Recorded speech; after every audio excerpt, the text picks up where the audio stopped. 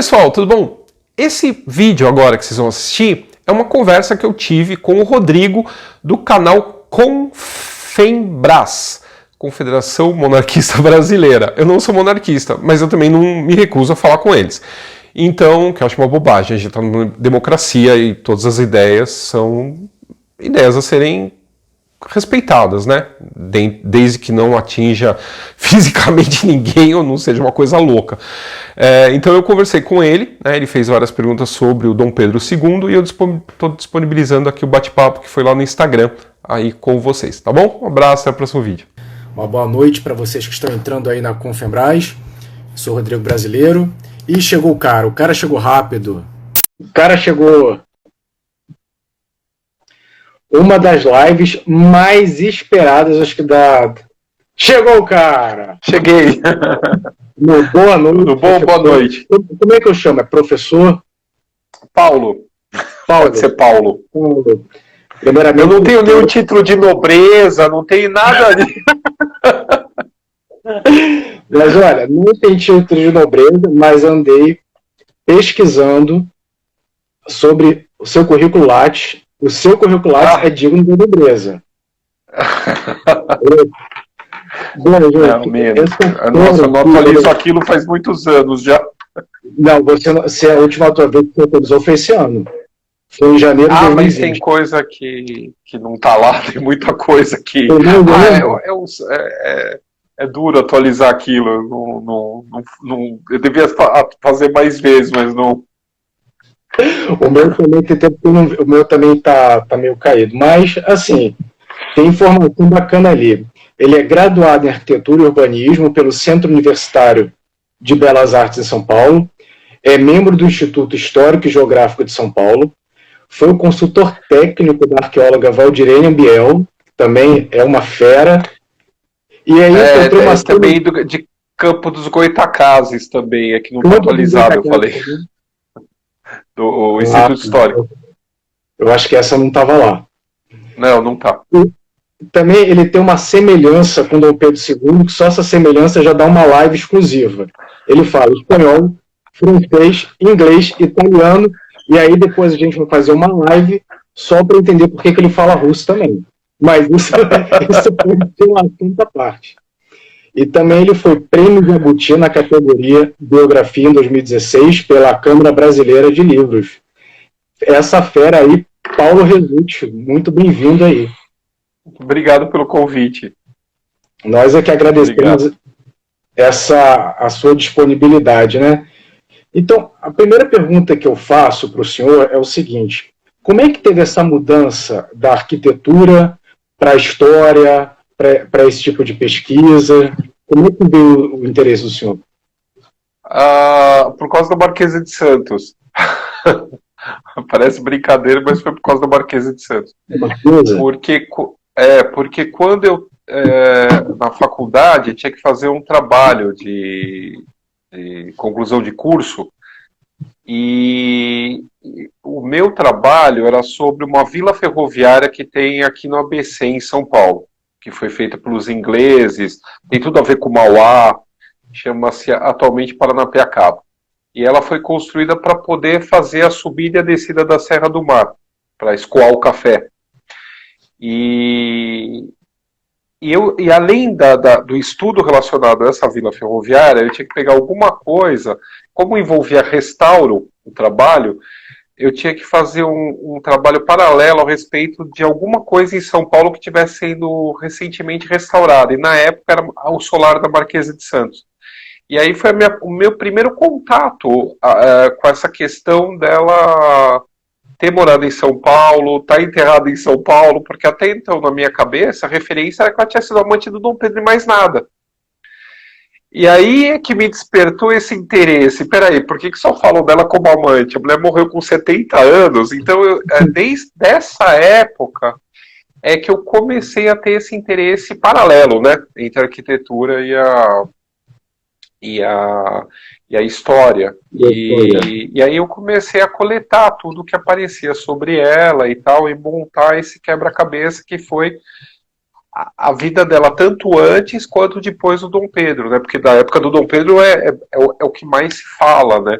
E aí eu lancei o meu primeiro, na verdade, o meu segundo livro, que é a biografia dela, né? Eu tenho alguns aqui. Ah, Eu não tenho- esses são os posteriores, né? Esse é o segundo. Eu estava escrevendo a biografia dela quando eu fui atropelado pelas cartas. pelas cartas. E aí eu parei tudo e escrevi o Titio Demonão. Aí eu voltei para a biografia dela, e aí na sequência veio do Dom Pedro, da Leopoldina, e aí foi. Eu já estou no segundo. Eu estou tentando mais livro que eu consigo ler. Comprei na Von Reg, um pequeno jabá básico aqui que a gente faz. Ah, tá. E dessa ponte, assim, da Marquesa de Santos, como é que o senhor entrou em toda... Já que é para fazer jabá, olha, pois o Vitor acerta. Patrocínio. Não tem como dar nem R$1, acredita? E como é que foi essa ponte de começar na Marquesa de Santos, chegar em Dom Pedro, vai para Leopoldina, chega em Dom Pedro II, e... sempre no esquema da parte mais pessoal deles, né? Por exemplo, foi engraçado porque, assim, uma das principais questões a respeito do Titio Demonão, que são as cartas do Dom Pedro para ela, tem sacanagem? Tem, claro, eram cartas diamantes, mas, assim, você fica impressionado pelo carinho que ele tinha com os filhos, quer dizer, mostra um ser humano fora da questão do trono, entendeu? Você vê que tem uma substância por baixo da coroa, entendeu? E é isso que me fisga. E aí isso me levou a escrever sobre ele, sobre a Leopoldina e sobre o Dom Pedro II, né? Então essa questão mais particular é que acabava fisgando e querendo saber mais sobre a pessoa em si, não tanto sobre tudo aquilo que todo mundo sabe, né? Essa questão do humano, né? O primeiro livro que o senhor escreveu foi em que ano? O da Leopoldina, o de Dom Pedro foi em 2015, né? O Dom Pedro foi lançado em 2015, da Leopoldina em 2017, o do Dom Pedro II em 2019. O primeiro que saiu foi o Titio Demonão, que é 2011. Aí depois veio o Domitila, que é 2013. No começo eu conseguia fazer a cada 2 anos lançar um. Mas hoje em dia é meio produção, assim, é uma coisa mais punk escrever. O senhor acha que de 2011 para 2020, o interesse pelos personagens, pela pessoa de Dom Pedro, o interesse por esse período imperial ou período do Brasil Reino Unido, o senhor acha que há mais foco, as pessoas prestam mais atenção nisso? Ou acha que não mudou muito? Eu acho que porque assim, na época que eu comecei, tinha, obviamente, sempre teve um movimento monarquista, mas havia não havia muitos jovens se interessando pelo assunto. E isso eu noto que mudou, né? Há um interesse de pessoas mais jovens a respeito do assunto. Mas o que eu sinto é que ainda é muito superficial. Não há um interesse de ir mais a fundo, a ponto que eu fico prestando atenção nos comentários da novela e as pessoas confundem novela com documentário. Muita gente acredita que a Globo mente. Não, a Globo está fazendo uma ficção. Se você quer saber mais, não cabe a novela te passar a história. Ela desperta o interesse. Fazendo aqui um jabá. A pergunta... E aí, então é isso que me incomoda um pouco, assim, as pessoas querem tudo muito fácil na mão, elas não querem entender direito, entendeu, as coisas às vezes. Não, mas a pergunta foi não necessariamente sobre o movimento monarquista, mas o tema família imperial, o tema Dom Pedro II. Ah, sim, não, isso eu acho que aumentou exponencialmente os dois lados, entendeu? De repente e a Globo teve muito a ver com isso, aliás, com a primeira novela aliás, na verdade, sucessivamente teve o meu livro, quer dizer, teve os livros do Laurentino, da América, quer dizer, são pessoas que já vêm trabalhando e o público já está começando a ter interesse sobre esses personagens, e eu posso pontuar com certeza desde 1808. O livro do Laurentino, que sai em 2008, ele abre essa questão da chegada da corte portuguesa no Brasil. Então já vem um público que de repente nem sabia que o rei Dom João VI teve no Brasil, né? E aí sucessivamente isso vem aumentando, né? A própria exumação dos imperadores trouxe assim, né? Aquilo foi um boom. O Estadão, que estava cobrindo em paralelo, o Estadão foi o que deu um furo, né? Foi a matéria do Estadão que revelou o trabalho da professora.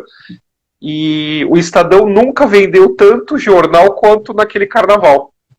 Eles tiveram que reimprimir o jornal.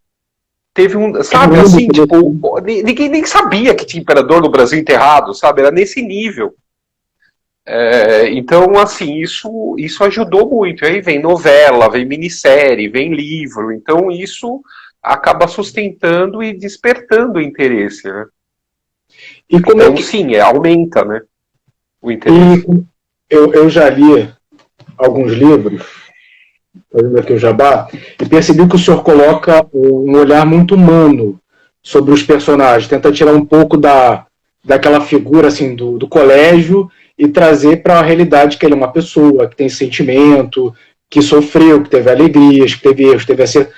Se o senhor pudesse avaliar as personalidades de Leopoldina, Dom Pedro I e Dom Pedro II, de uma maneira resumida, como é que o senhor colocaria as personalidades de cada um? Então, o Dom Pedro I, o que é? É uma pergunta que dá uma live inteira. Dá uma tese de doutorado. Assim, o Pedro é uma força da natureza. Assim, é o mito do herói. É a saga do herói. Totalmente a saga do herói. Então é aquela pessoa que vai, faz, acontece e para pensar depois. A Leopoldina já é aquela pessoa que se sacrifica, que pensa num bem maior. Ela não é uma pessoa totalmente voltada para si mesma, ela pensa no todo. Agora, o Dom Pedro II, eu fiz a biografia dele, ele continua sendo uma esfinge para mim. Porque até ele foi a pessoa assim que eu perto da Leopoldina, ele é a pessoa mais enigmática, tem muita coisa dele que você não consegue descobrir. Porque ele joga para a plateia o tempo todo, é uma coisa assim, porque ele foi criado para ser o imperador do Brasil. Então, tudo que ele faz é baseado nisso. Então, o pouco que você apreende dele, de personalidade, tá mais nas críticas internas da própria família, quando chamam ele de egoísta, que ele não se preocupava com mais ninguém além das vontades dele. Isso são críticas da mulher, da filha e da Condessa de Barral. Então tem uma personalidade egoísta, talvez aquela criança mimada para ser o imperador que esbofeteava a irmã, como eu conto, porque ela se voltou as costas para ele, né? Esse cara ainda falta eu conseguir colocar a mão direito nele, entendeu? Porque ele se disfarça, ele se metamorfoseia, porque ele tem que estar sempre nesse elan de ou imperador, sabe? Mesmo quando ele diz que não é, mas ele é. Quando ele fala, não, eu tô aqui como cidadão Pedro de Alcântara, também é meio jogada de marketing dele, né? Pelo menos é isso que eu senti pesquisando ele. O senhor fez a pesquisa por onde? Foram cartas? Foram livros, autores? Como é que foi esse processo? Então, o meu método é o seguinte, é esgotar completamente o que já foi falado.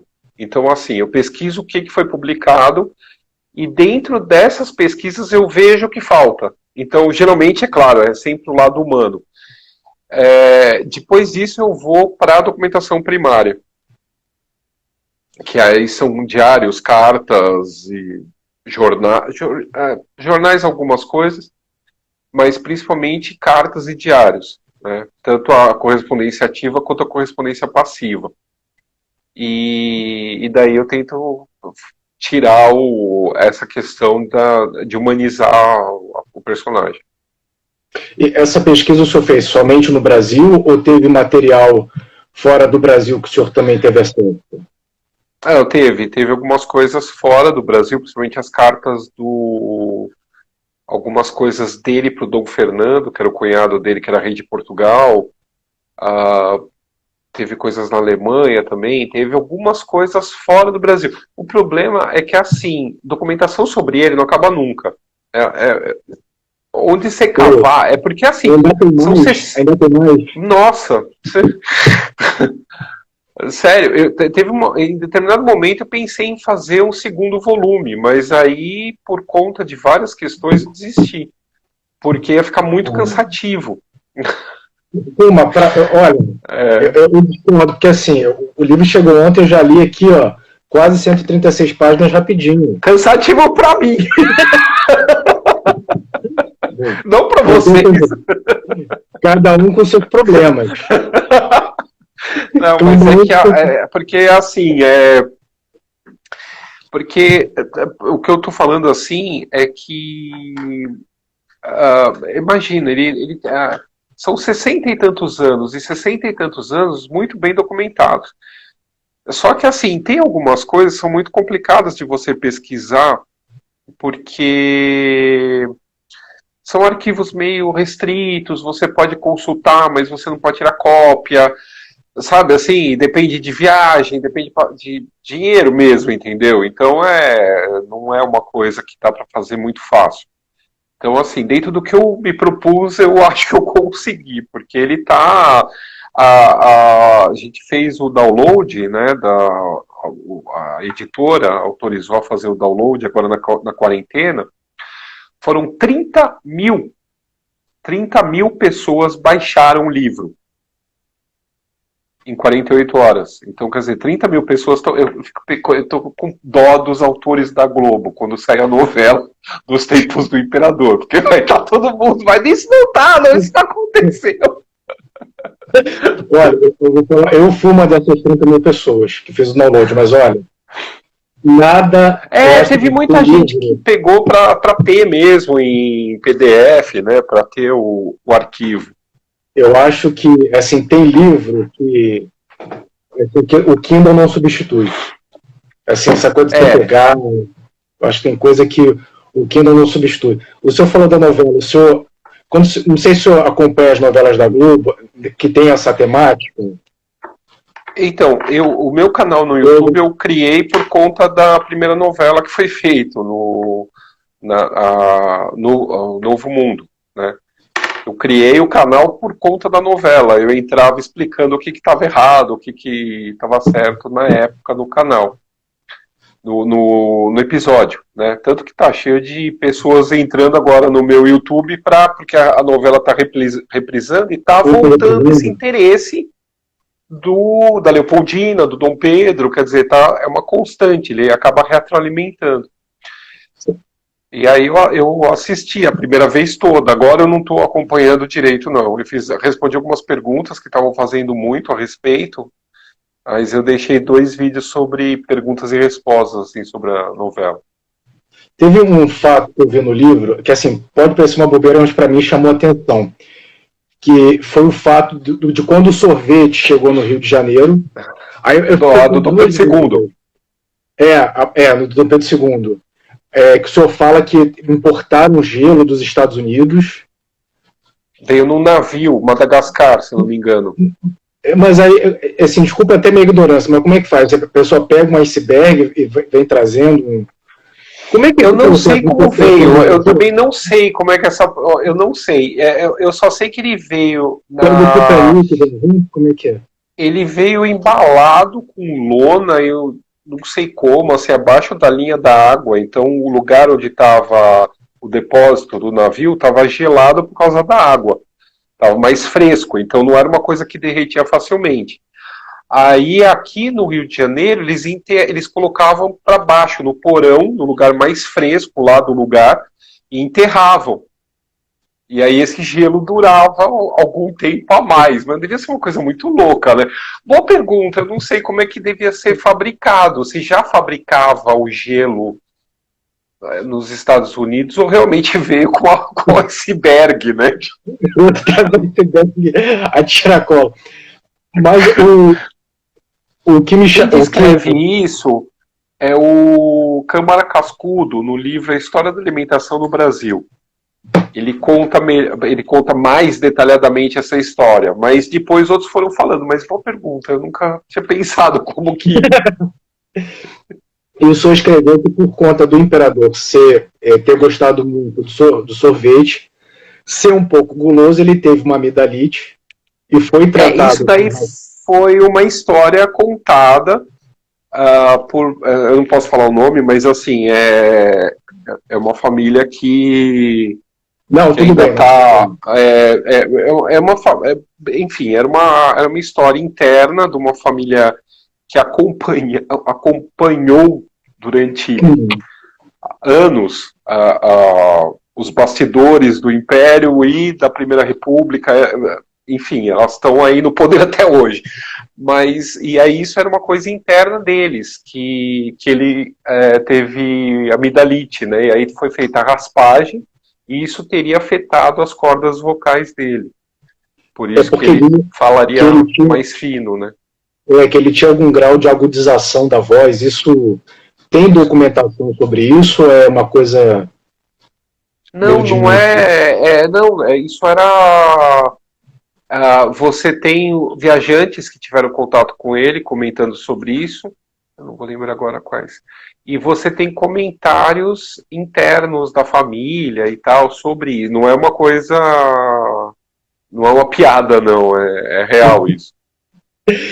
O José Murilo de Carvalho chega acho que é o José Murilo ou a Lilian, um dos dois, eles chegam a teorizar a respeito de como ele teve que se apressar muito para ser adulto, ele reteve psicologicamente algum traço infantil. E aí teria sido na voz, entendeu? Tipo assim, essa pressão de ter que virar imperador, entendeu? E golpe da maioridade e tudo mais, e aí teria tido alguma coisa psicológica que travou o desenvolvimento da voz dele. É uma outra teoria. Tem essas notícias de internet que rola muito em grupo monarquista, né? Que há uma gravação... Já sabe até qual é a pergunta, né? Que há uma gravação... Eu respondo ela faz 3 anos. Então, que o que acontece? Se vocês derem uma busca, é que agora a pessoa deve ter sumido com isso, mas tem um perfil no Facebook sobre o Dom Pedro II. E aí essa criatura, todos os anos, ela inventa essa história. E aí, se vocês acompanharem, cada ano ele muda a editora que vai sair, quem vai escrever e alguma coisa histórica assim. Todo ano é a mesma coisa. O ano passado, retrasado, teve um boom maior, porque pegou o canal do YouTube monarquista, saiu até nota na... não sei que revista de história, assim, e ninguém apurou. Então, assim, tem algumas coisas que você pega a falácia logo. Primeiro, não tem essa gravação. Isso é passivo. Não existe essa gravação, não tem essa gravação. O que acontece? Uma das coisas que fala é que a gravação, que não existe, precisaria de não sei quantos R$1.000 para conseguir disponibilizar e para melhorar o som e não sei o que lá, e que iam fazer isso num CD, pela Lei Rouanet, não sei o que. Mas se é tão absurdo o valor que ia ser despendido para melhorar a qualidade do som, qualquer empresa que fosse pagar por isso não ia colocar numa mídia que... O meu computador hoje não tem mais. O meu computador que eu comprei novo há 2 anos atrás, ou 2 anos, 1 ano atrás, não tem CD mais. Quer dizer, uma mídia que já está caindo em desuso, né? Tipo, qualquer um que fosse investir nisso ia colocar num portal com a marca e todo mundo ia baixar, ouvir a voz do imperador e ver a marca. Hoje em dia funciona assim. Então, isso não existe. Né? A Aline Moritz-Schwartz, que está citada também nessa fake news, ela mesma desmentiu isso no perfil dela no YouTube, no Instagram, que não Então, existe nada. fica a dica que esse ponto da voz do imperador não está documentado, hein? Não, Assim, pelo menos não tá. por meio sonoro. Mas no material que o senhor pôde ver ao longo desses reinados, qual foi algum ponto da personalidade de Dom Pedro II que surpreendeu o senhor? Por exemplo, às vezes alguma imagem que o senhor tinha da época do colégio e que quando o senhor foi ler as cartas, conhecer a pessoa ao longo de 60 anos, você se surpreendeu, especificamente do Dom Pedro II? Sempre aqui fazendo o jabá.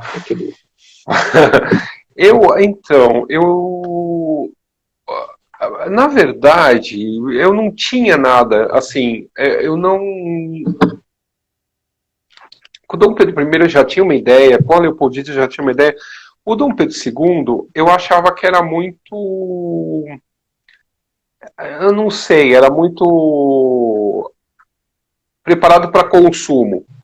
O cara não tinha defeito, ele é ótimo, maravilhoso, sabe assim? Oh, meu Deus, nunca tivemos um governante como esse.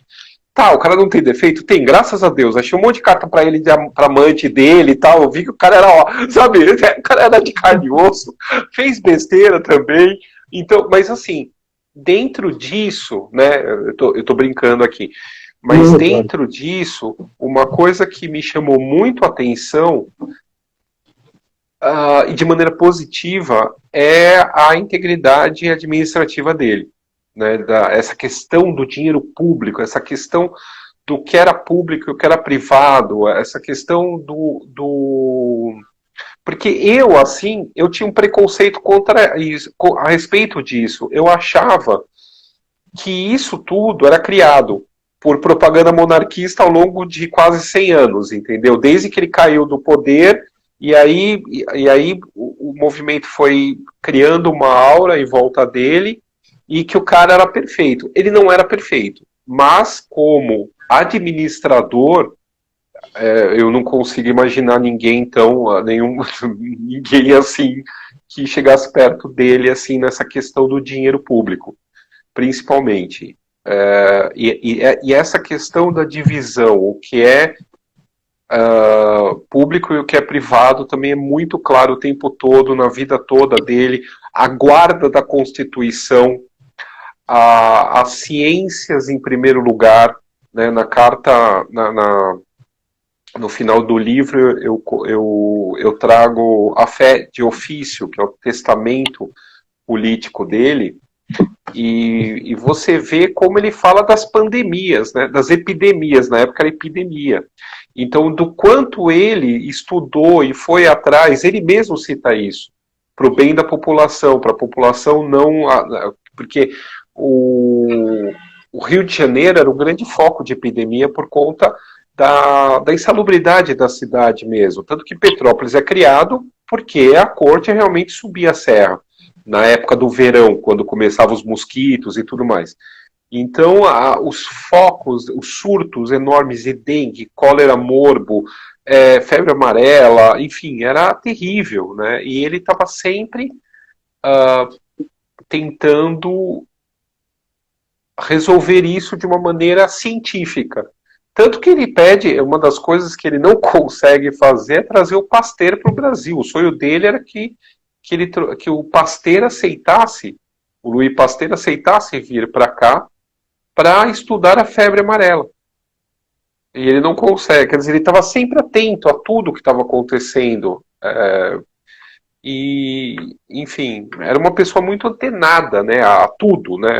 Antes da internet ele já se comunicava com Deus e o mundo, Brasil afora e na Rússia, nos Estados Unidos, em todos os lugares que tinha alguma coisa interessante, ele estava ligado.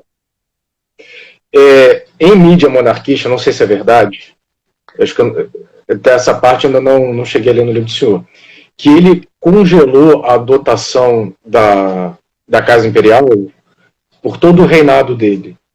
Isso é verdade ou é um pouco de exagero, de mito? Não, é verdade. É verdade? Isso é verdade. Você você vê você vê a trajetória, isso tem no Senado, acho que é no Senado que tem o quanto, isso eu acho que é no site do Senado, atual, você tem o quanto que você tem os gráficos dos gastos por ministério, do começo dele, do começo do golpe da maioridade até o final, você vê que todos subiram os gastos, todos os ministérios, menos o da Casa Imperial. A Casa Imperial se manteve a mesma coisa sempre, o mesmo valor recebido sempre. Ele achava que era Não, pode terminar, por favor. Ele achava que era um desperdício de dinheiro, assim, ter mais do que isso.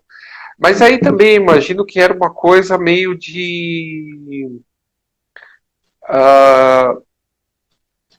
não incomodar, talvez, assim. Eu acho que talvez se a Casa Imperial fosse pesada, se pesasse, eu acho que isso poderia, talvez na cabeça dele, diminuir o prestígio, ou que o povo brasileiro pudesse achar que ele era um perdulário. Então eu acho que pode ter alguma coisa nesse sentido. Mas o que ele ganhava não era pouco, era muito para a época. Só que aí que tá, ele gastava tudo porque o valor que era o subsídio para a Casa Imperial era para tudo, era para os gastos dele, para os gastos da esposa, para os gastos das filhas, para a manutenção dos palácios, para pagamento dos servidores, para pagamento das bolsas que ele dava. Sabe, era muito dinheiro, mas tanto que ele tinha que pegar empréstimo pessoal para poder fazer as viagens que ele fazia. Porque ele se recusava. Não era com dinheiro público? Ih, deu um problema aqui na live, pessoal. Mas Deus vai ajudar, vamos pegar essa live. Opa. Travou. Então, ele pegava empréstimos pessoais para poder pagar as viagens. Porque não dava o dinheiro que sobrava, vamos dizer assim, da Casa Imperial para ele fazer as viagens. E como ele fazia questão de viajar como cidadão e não como imperador do Brasil, ele não achava certo o Tesouro Nacional pagar as viagens. Tanto que quando ele é expulso do Brasil em 1889, ele ainda estava devendo ainda o dinheiro que tinha sido usado para a última viagem de 87, 88, quando ele foi para a Europa tratar da saúde dele. Então, assim, o que ainda faltava ele receber no final do ano, ainda foi para, quer dizer, entrou o dinheiro e saiu para pagar as dívidas que ele tinha feito durante a viagem. Bom, eu também vi no livro, pude perceber no livro, que Dom Pedro II, pelo menos aparentemente, ele teve um momento de muita tristeza, né? Foi quando o pai foi para Portugal e deixou ele aqui, com a missão de assumir o trono, que hoje a gente lê assim, talvez a gente não consiga perceber todo o sofrimento da criança que acorda, não vê o pai, e ao final da vida, quando tem o golpe republicano. Mas, assim, qual seria o momento, na sua opinião, de tanta tristeza que ele passou, que você acha que foi pelo menos um momento de muita alegria?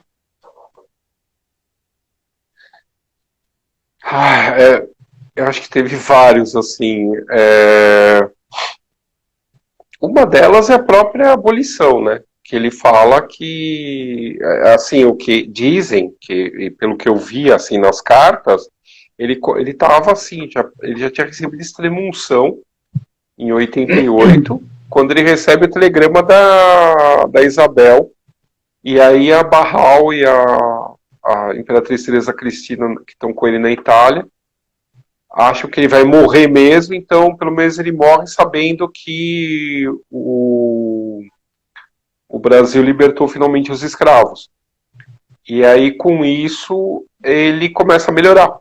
Depois de saber que houve o 13 de maio, ele começa a ter uma recuperação de saúde. Então eu acho que isso daí foi uma das principais alegrias dele, porque assim, era uma luta que começa no final de 1840 com ele, a questão dos escravos. E boa parte do reconhecimento. Então, sempre que o Brasil é sempre o Brasil, sabe? A grande alegria dele é sempre o Brasil. Então, sempre que o Brasil é homenageado, sempre que o Brasil é lembrado, sempre que o Brasil conquista alguma coisa, era uma grande alegria para ele, sabe? É uma coisa meio de pai e filho, sabe? Parece que o Brasil era o grande filho dele. Né? Você acha que ele incorporava essa coisa de ser o representante do Brasil mesmo? O defensor perpétuo do Brasil? Sim, isso é muito claro. Assim, você vê que aonde ele está, ele faz questão de estar por dentro de tudo do Brasil. Quando ele vai para a Europa, ele vai nos arquivos, ele vai nas pinacotecas, ele vai nos museus, ele vira o mundo todo atrás de coisas a respeito da nossa história e faz isso ser copiado e mandado para o Brasil. Você vê que ele sempre faz questão de honrar os pavilhões das feiras internacionais que o Brasil participava. Ele dava um jeito de tentar estar no lugar que estava tendo a feira internacional e ver o stand, participar. Ele tem interesse sempre por tudo que é referente ao Brasil. Isso mesmo depois do banimento. Mesmo depois do banimento, o Brasil continua sendo a fixação dele. Vou fazer uma pergunta que eu escuto muito, só que eu não tenho muito know-how. Agora estou tendo know-how para responder. Se Dom Pedro II era a favor da abolição, por que ele não aboliu a abolição antes? Porque ele deixou chegar tanto tempo a abolição? Eu dou uma resposta. Olha, eu respondo essa pergunta com outra pergunta. Quem acha justo ainda ter brasileiro morrendo de fome em 2020? Por que não acabam com a fome no Brasil? É a mesma coisa. Não é uma pessoa que vai mudar. Você tem o governo, você tem políticos, você tem toda uma série de estruturas que, se não for feito um acordo, se não for feito política, se não for feito políticas públicas para isso não vai. Aí a gente tem, por que o Dom Pedro... Primeiro, ele não é ditador, ele não era autocrata, ele não era que nem o czar da Rússia, o Alexandre II, que baixou um case imperial, um decreto imperial, falando, a partir desse momento acabou a servidão na Rússia. Ele não podia fazer isso aqui, porque tinha uma Constituição que ele tinha que seguir. E ele era o principal guardião dessa Constituição, sempre foi. Ele falava que o livro de cabeceira dele era a Constituição brasileira. Então, para haver uma lei que acabasse com os escravos no Brasil, os escravizados no Brasil, teria que ter uma lei que passasse pelo Congresso Nacional, pelo Parlamento, pelo Senado e pela Câmara. Só que quem eram os parlamentares? Quem eram os senadores? Era o voto censitário. Quem que entrava para a Câmara e para o Senado? Quem tinha dinheiro. Quem tinha dinheiro eram os grandes proprietários. Os grandes proprietários não tinham nenhum interesse em acabar com a abolição. Isso vai mudar paulatinamente com a entrada de imigrantes e a mudança da estrutura de mão de obra no Brasil. Então, aí com essa mudança também da mentalidade, a questão você começa a ter a restrição do tráfico, então você não tem mais uma grande quantidade de escravos vindo para cá, então você é obrigado a também mudar a mão de obra. Quando isso vai começando a ser mudado, vai começando a ter, vai fortalecendo o movimento abolicionista. Ele e a família, desde a época do Dom Pedro, eles vão tentar levar a questão da abolição de maneira pessoal. Então, ele tinha escravos. Não era ele que tinha escravos, era a coroa. Já o Dom Pedro I já tinha libertado e pagava salário para ex-escravo. Só que você tem os escravos pessoais, que eram dos imperadores, que eram desde a época do Dom João VI. Então você tinha os escravos que eram deles. Esses foram libertos. Só que você tinha os escravos que pertenciam à coroa. A coroa era pública, era um ministério, tá? Vamos imaginar a coroa, a casa imperial, era como se fosse um ministério. Você não pode expropriar um bem público, porque esses escravos da coroa eram os escravos do Estado. Então você não podia libertar eles. Ele não tinha,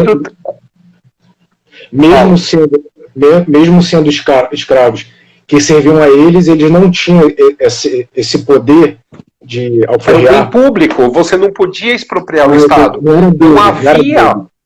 Não havia um instrumento jurídico para isso. Entendeu? Quando que vai ter? Quando aí ele vai colocar na lei do ventre livre, ventre livre, sexagenários e o 3 de maio. Na lei do ventre livre é que vai ser criado um sistema. Primeiro, aí vem, junto da lei do ventre livre, ele consegue também fazer passar a lei que libertava todos os escravos da coroa. Quer dizer, ele vai, durante 20 e tantos anos, ele vai lutar para que consiga libertar os escravos da coroa. E aí também a criação de um fundo para alforrias. Então o próprio Estado consegue pagar alforrias, cartas de alforria, por meio de um imposto que é criado. Então, esse imposto gera um rendimento para o Estado, e o Estado, com esse fundo, começa a comprar escravos e libertá-los. Então, o próprio Estado... Pois é. As pessoas falam que ele não libertava, mas não sabem o que ele tentou fazer. Não, eu não sabia. Eu sou monarquista, olha que vergonha. Isso aí você vê a lei, você lê a lei, na hora que você lê a lei, você consegue ver que... Aí eu coloco... tem uma parte do livro que eu falo só sobre ele e a questão da escravidão. Então era uma questão que sempre preocupou ele. Ele coloca...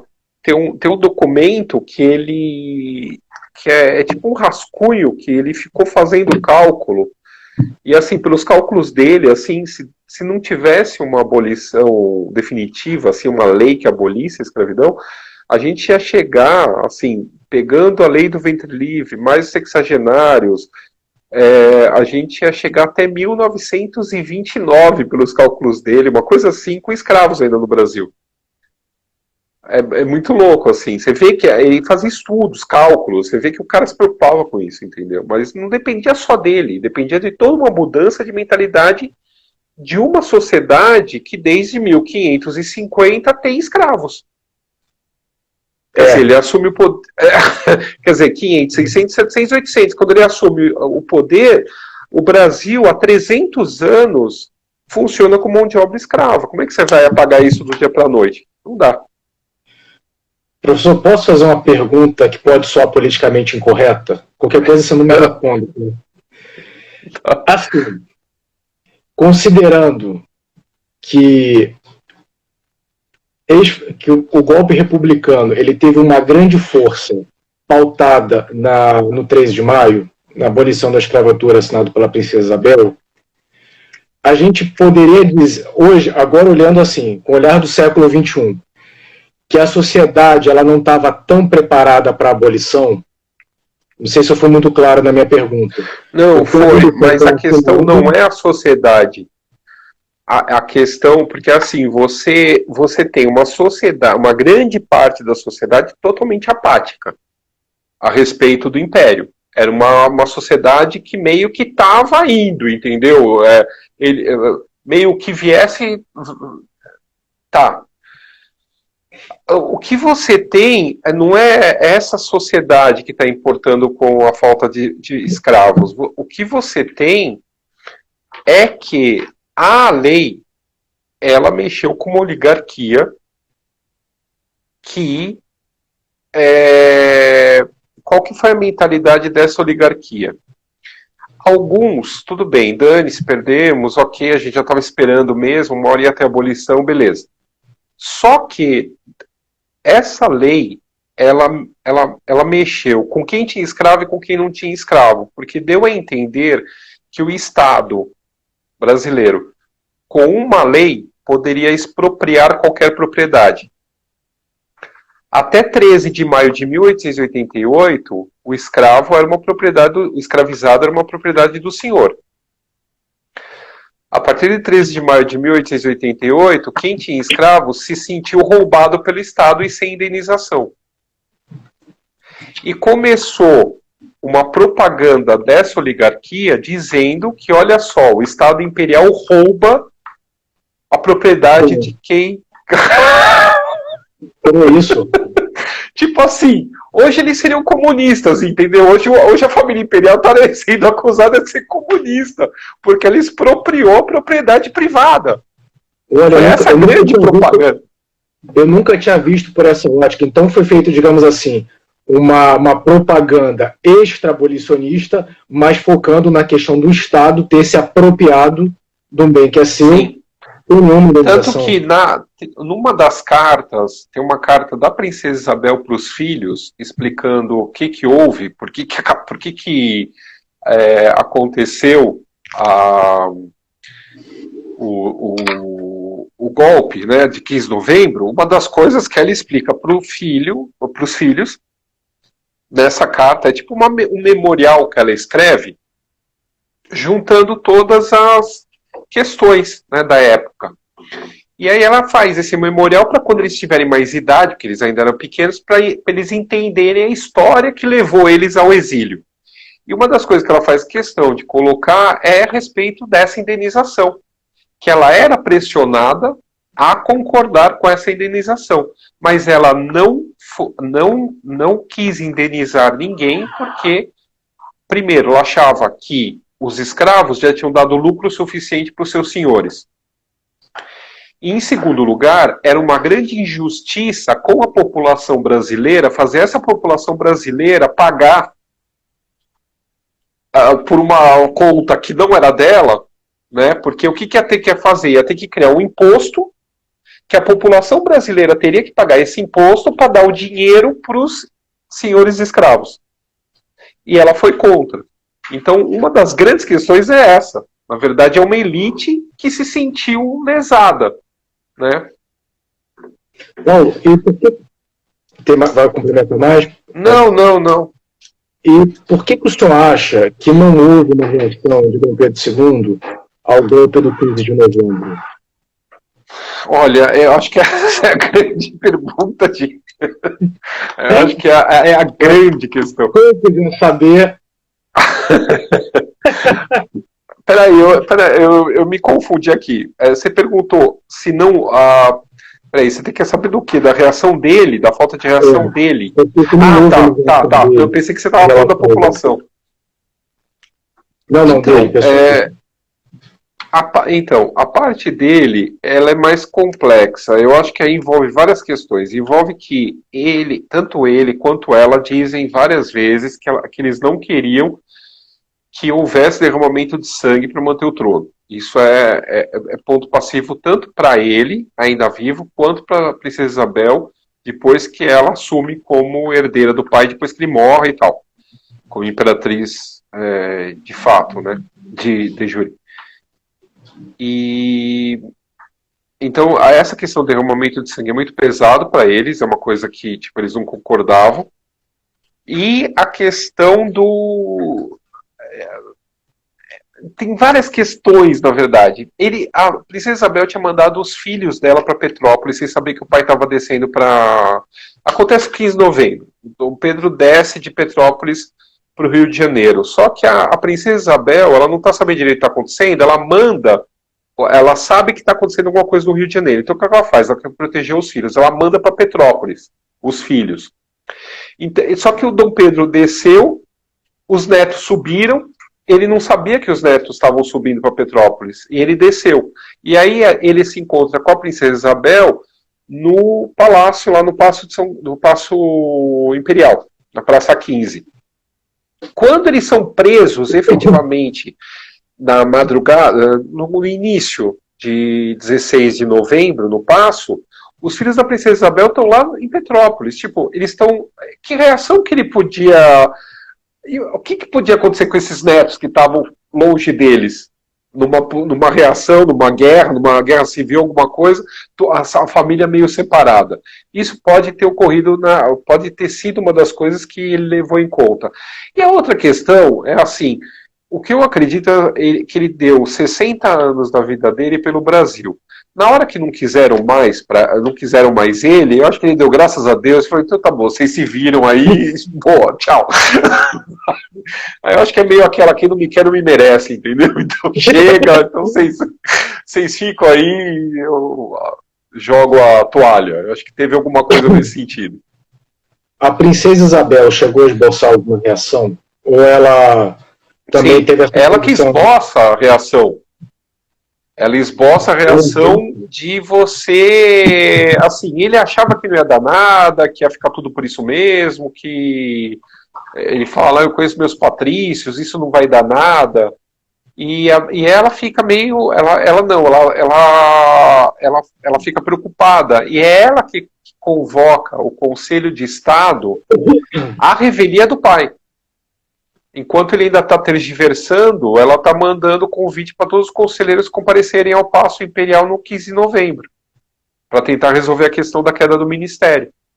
Então, e ela está articulando, dane-se o pai, e ela vai articular e começa a fazer as coisas. Então, você vê que ela tentou alguma coisa, né? Mas não deu certo. Paulo, já temos quase 50 minutos de live aqui. Eu tô olhando que o Instagram ele limita a gente, aí só para não ser cortado direto. O senhor está falando da Princesa Isabel. Eu fiz essa pergunta para o senhor no Rio de Janeiro, quando a gente se... Você não vai lembrar, obviamente, né? Porque muita gente pode tirar foto, né? Mas é que o pessoal está perguntando aqui se o senhor pretende fazer o Princesa Isabel, a história não contada. Eu acalento a ideia. Eu acalento a ideia. Mas ainda tem algumas coisas que, antes disso, vai demorar um pouco a Princesa Isabel. Mas, além da Princesa Isabel, o senhor teria algum outro personagem que o senhor gostaria de escrever? Dom João VI, Amélia? Então, o Dom João VI é um personagem que eu gostaria muito, mas esse ainda é depois na minha cabeça, assim, também tá tipo... Eu ainda quero fazer outros livros. Um eu quero fazer pro Bicentenário da Independência. A Independência do Brasil, a História Não Contada. Mas antes disso, sai o Princesas do Brasil, a História Não Contada. E depois talvez viria a Isabel e o Dom João VI. Nesse que o senhor falou, Princesas do Brasil, História Não Contada, o senhor pretende falar, além da Princesa Isabel, mais de quais princesas? Eu peguei, assim, todo mundo que teve o título de Princesa do Brasil. Então, desde a época do Brasil Colônia, que era um título que você era da filha do filho do herdeiro do trono. Então vai ser mas na verdade eu não vou tão longe. Eu pego as que chegaram a governar. Então aí eu pego desde a Maria I até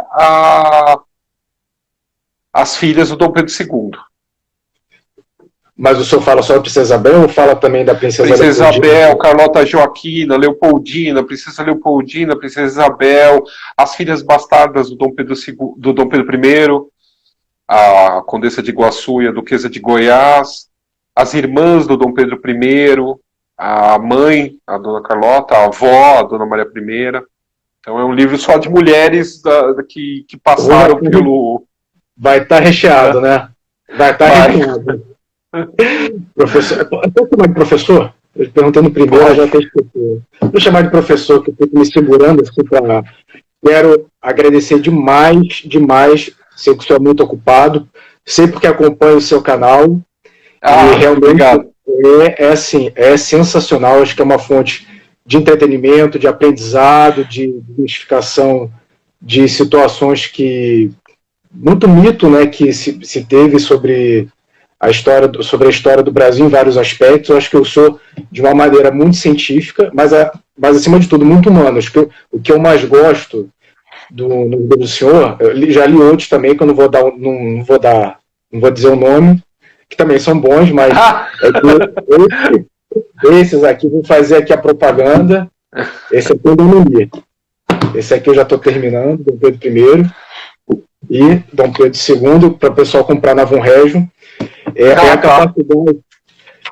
a capacidade que o senhor tem de trazer essa humanidade, porque eu acho que isso falta, né? Quando a gente estuda no colégio, eu sei que no colégio a coisa tem que ser um pouco mais fria, não dá para você entrar nessas nuances, mas a gente olha muito. O Dom Pedro II, o herói, o Dom Pedro I, o guerreiro valente, a Imperatriz Leopoldina, a pobre donzela, chifruda. Ô, professor. Mas é o que falam. Eu nem botava lá no alto. Não, mas agora mudou, porque esse livro meu aí da Leopoldina, ele tá no plano nacional do livro didático. Então ele é distribuído hoje para as escolas que atendem, que estão ligadas ao PNLD. Então tem muita gente agora vendo na escola que ela não foi só a esposa traída, entendeu? Mas, acima de tudo, é essa humanidade, porque eu acho que isso que a gente precisa, é ver que esses personagens, eles não são figuras idealizadas, eles são pessoas, foram pessoas como nós, que tiveram seus erros, seus acertos, e que hoje, ao olhar do século XXI, é muito difícil a gente olhar para essas pessoas e julgar o que elas fizeram, porque é toda uma concepção diferente. Sim, e a partir do momento que a gente humaniza eles, a gente vê que eram pessoas como a gente, né? De carne e osso, e tinham desejos, e acertavam e erravam. Então isso também impede de você colocar todo mundo num pedestal e falar, não, a gente não vai conseguir, né? Então, quer dizer, na hora que você começa a trazer eles mais perto, você também começa a ter ensejo de talvez fazer diferença e fazer melhor, né? Professor, e quem quiser continuar acompanhando o trabalho do senhor, fala pra gente. No Instagram, @Paulo Resutti, o meu... Por favor, entrem lá, falta pouco agora que eu cheguei em 10 mil. E no YouTube, né? No YouTube também, toda semana tem pelo menos 3 vídeos lá no meu YouTube, é Paulo Resutti, também é fácil de achar. Gostou de fazer live? E no Facebook. Gostou de fazer live com a gente? Gostou de fazer live? Sim, sim.